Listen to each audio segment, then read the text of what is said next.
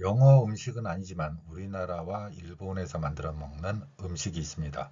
대표적인 그 음식이 우리가 보게 되는 달걀이 들어간, 그리고 거기에 샐러드가 들어간 그 샌드위치라고 하죠. 이런 단어는 영어에 없지만 어쨌건 그 이름을 연결해서 본다면 달걀 샐러드 샌드위치 이렇게 되겠죠. 자, 이 발음을 영어 발음으로 적용해서 나타낸다면 egg salad sandwich 이렇게 발음이 될 것입니다. 그럼 제가 표기한 글자에서는 이렇게 표현할 수가 있죠. 이 지지로 되어 있는 egg, 의 발음에서 기억이 거의 흘리듯이 소리가 나기 때문에 egg 이렇게 표현한 것입니다.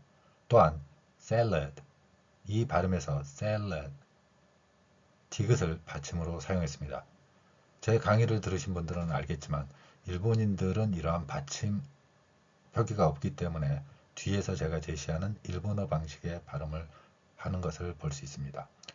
마찬가지로 샌드위치, 이 발음에서도 센까지는 우리는 강하게 발음을 하고 디귿은 흘리듯이 혹은 거의 소리가 나지 않는 샌드위치 이렇게 발음할 수 있는 것입니다. 자, 그러면 제가 이 글자 표기가 우리의 일본어 방식, 우리가 사용하는 일본어 방식의 발음에서, 즉 오늘날 한글 영어 표현이라고 하는 데서 어떤 원리를 적용시켰는지 일본어 방식과 비교해서 살펴보도록 하겠습니다. 이러한 발음 표기를 제가 제시하는 이유는 우리는 이러한 발음의 원리를 일본인 언어학자를 통해서 전수받았고 그 방식으로 일본식 한글 영어 발음, 즉 기호는 훈민정음 창제 당시의 문자 기호 시옷, 디을, 아 이런 거를 사용하고 있지만 그 바탕에는 일본인들의 영어 발음 원칙과 똑같다는 것입니다. 일본인들의 발음 표기가 어떤 것이기 때문에 그런가 하는 것을 살펴보고자 합니다. 자, SALAD. 여러분들은 지금은 대부분의 경우 salad 이렇게 발음을 합니다. 최소한 샐러드라고 발음을 하지요. 그런데 일본어 방식의 발음을 적용하면 이렇게 됩니다. 자, SA를 일본인들에 의하면 싸 혹은 사로 읽겠죠. 그리고 L 발음을 무조건 니을로 대체합니다. L은 니을이라고 생각을 하는 거죠.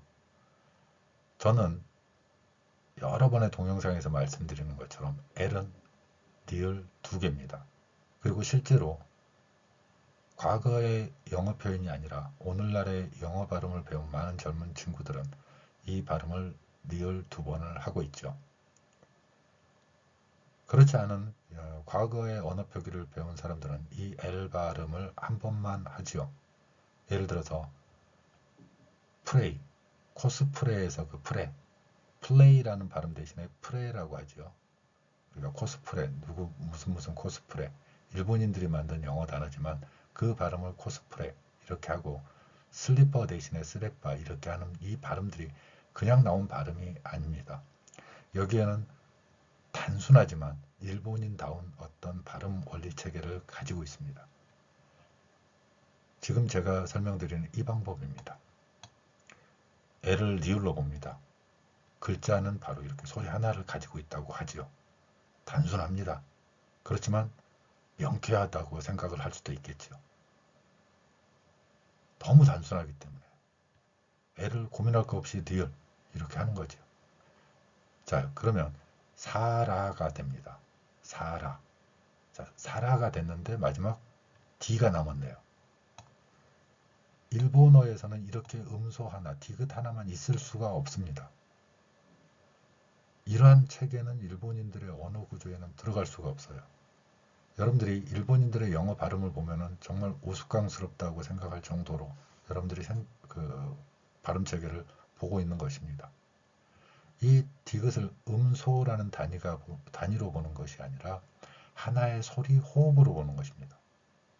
그러면 이게 하나의 소리 호흡을 갖기 위해서는 모음이 들어가야 됩니다. 일본인들의 모음은 5개가 있습니다. 아, 에, 이, 오, 우. 이 모음이 5개라는 논리도 우리에게 심어줬죠. 언뜻 보면 잘못이 없어 보이지만 가만 보면 우리말에서 굉장히 중요한 어도 빠져 있고 의도 빠져 있습니다. 우리의 모음에서는 어가 있습니다. 그런데 이 어도 없는 일본인들의 5개 모음으로 무조건 발음을 합니다. 자, 디귿 혼자가 될 수 없다는 그들의 확고한 언어 원리 때문에 여기에 뭐를 붙입니까? 한국인들이라면 뒤에서 살펴보겠지만 의를 붙입니다. 일본인들은 이 중에 하나를 선택을 해요. 그래서 나온 발음이 아를 갖다 붙인 거죠. 그래서 이 최종적인 발음이 사라다가 되는 겁니다. 영어 소리에서 샐러드, 이 발음이 사라다가 되는 게 그냥 나온 게 아닙니다. 일본인들의 언어 구조로 우리는 훈민정음에서 창제한 글자 기호를 갖다 놓은 것입니다. 일본인들의 발음을 우리의 훈민정음으로 표기한 것일 뿐이라는 것이죠. 이 체계가 바로 그러한 체계라는 거죠. 완벽한 일본어 방식의 글자고 소리라는 것입니다. 그러면 한국어에서 과거 이러한 일본어 방식의 언어 체계를 추종하는 경우가 바로 그나마 여기 디귿을 으로 무조건 우리는 으를 넣습니다. 일본인들은 아, 에, 이, 오, 우 중에 하나를 선택하지만 한국인들은 언어 구조에서 으를 넣습니다. 왜냐하면 앞에서 제가 우리나라의 모음 체계는 어나 으가 있다고 했습니다. 이 어나 으는 굉장히 중요한 모음의 음소지요. 그런데 영어에서도 어에 해당하는 글자는 없습니다.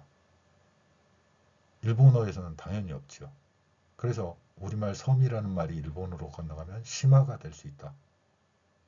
그래서 우리나라에 가까운 섬들의 이름을 보면 시마고 중국에 가까운 섬들에 보면은 중국어 발음인 다오, 도의 일본어 발음이죠. 다오. 이 발음들이 존재한다는 것입니다. 우연이라고 볼 수는 없는 언어적 환경에서 관찰해 볼 때 우연이라고 말할 수 없는 이런 상황들이 생기는 것이죠. 한국인들은 그나마 이러한 일본인들의 사라다 발음이 너무도 황당한 발음이라는 걸 알기 때문에 이 발음을 바꾸기 시작을 합니다. 학자들은 이 체계를 바꾸지 않았지만 언어를 사용하는 일반 국민들은 바로 이러한 발음으로 쓰기 시작하는 것이죠. 그래서 사라다라고 발음하라는 그 원칙이 샐러드라는 발음으로 그나마 바뀌게 된 것입니다. L이 리을 2번이다. 앞에서 제가 코스프레라는 요즘에도 사용되는 그 말이 플레이, PLAY라는 영어 단어의 플레이 발음을 일본인들은 리을을 한 번밖에 못하기 때문에 프레라고 한다고 그랬습니다. 그래서 프레이 이 발음이 바로 플레이 발음인 것입니다. 리을 2번을 여러분들 모두 그리고 저도 포함해서 사용하기 시작하는 것이죠. 영어의 L 발음은 이렇게 리을 2번 나더라. 바로 이 원리를 일반 국민들이 사용하기 시작한 것이죠. 그래서 샐러드, 그나마 샐러드 이 표현, 그렇지만 여전히 일본어 방식처럼 받침으로 표기하지 못하는 이 원리를. 훈민정음 표기의 가장 큰 특징 중에 하나는 받침 표기라는 것입니다. 알파벳은 왼쪽에서 오른쪽으로 나가는 쭉 이 방법이지만 훈민정음은 소리 표기 호흡을 가지고 있기 때문에 받침으로 표기할 수 있다는 것입니다. 그런데 일본인들처럼 이 디귿을 받침으로 하지 않고 뺐죠.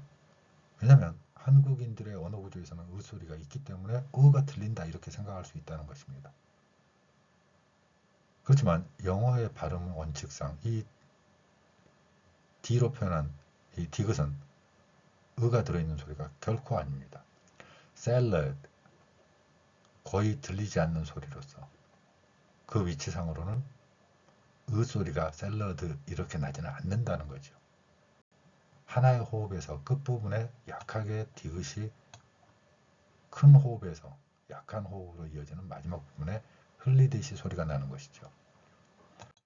따라서 저는 이 글자 표기를 제시하는 것입니다. salad, salad.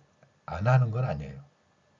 약한 거죠. 그렇지만 그 호흡, 러까지는 강하게 소리가 나지만 마지막 이 소리는 약하게 흘리듯이 소리가 난다는 것입니다.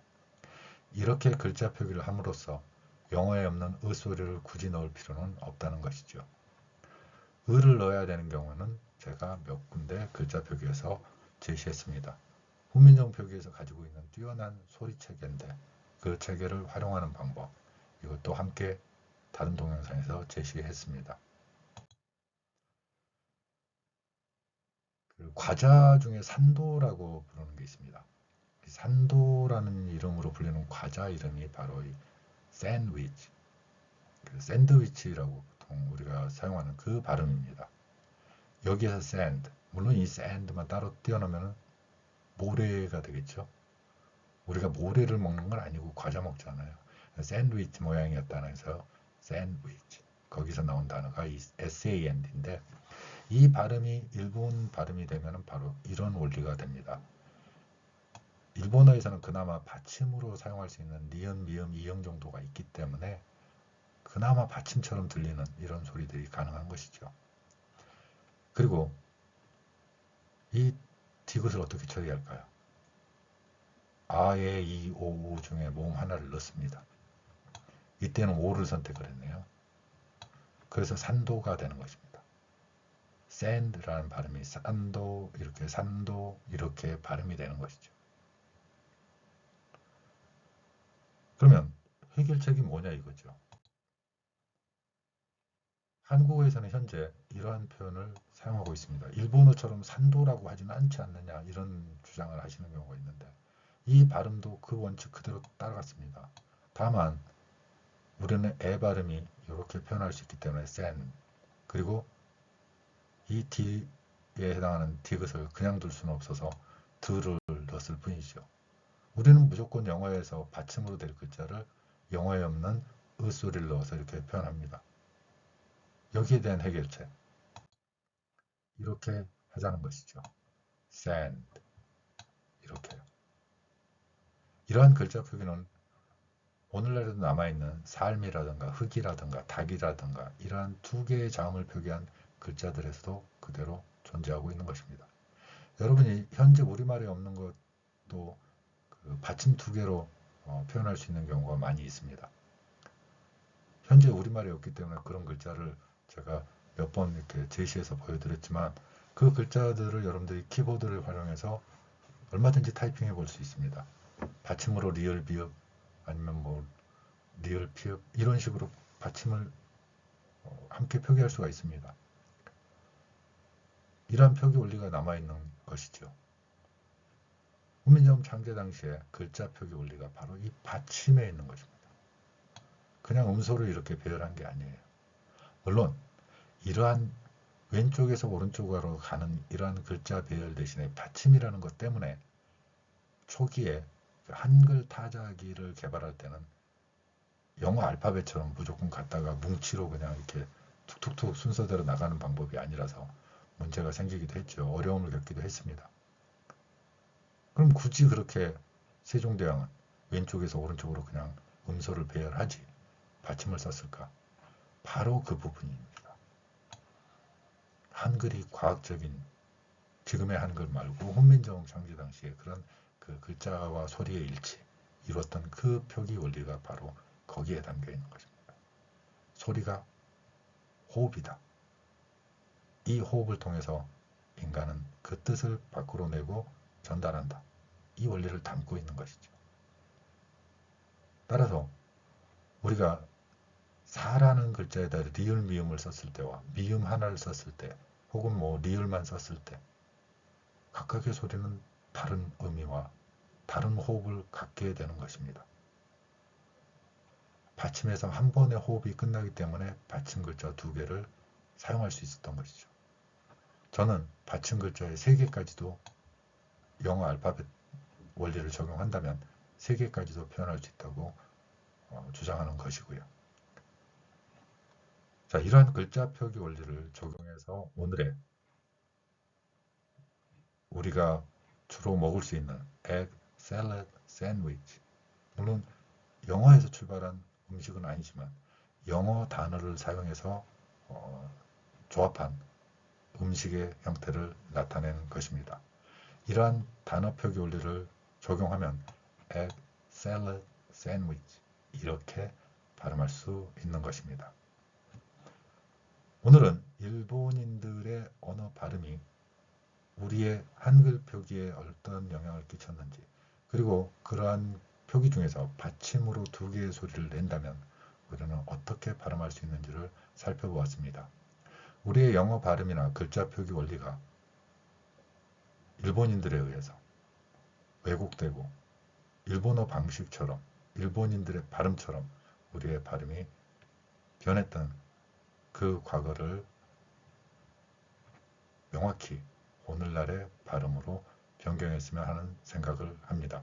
감사합니다.